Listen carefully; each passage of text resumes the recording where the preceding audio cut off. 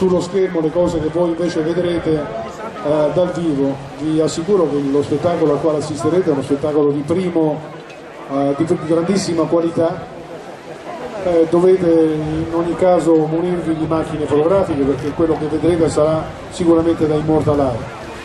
Tra le presenze importanti e inedite che ci sono su questo litorale, soprattutto la pattuglia acrobatica svizzera dei team PC7, sono una pattuglia bellissima, quindi se nel campo della difesa aerea vengono utilizzati in maniera adeguata. Considerate che il territorio svizzero è un territorio piccolo, quindi c'è bisogno di velivoli veloci, di alte prestazioni e che possano intervenire in tempi rapidissimi, cosa che l'aeronautica militare bellica è in grado di fare.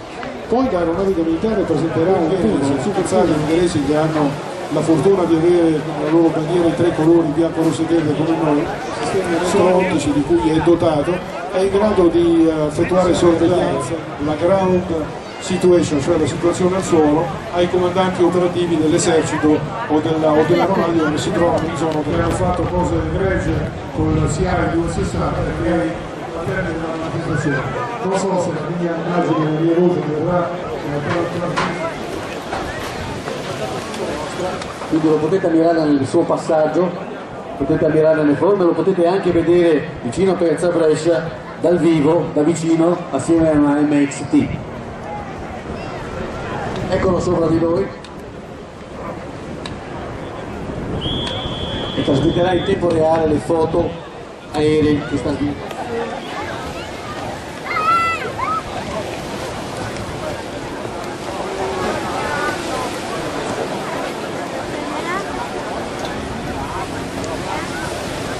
Lasciando la zona manterrà comunque l'osservazione dall'alto in quota.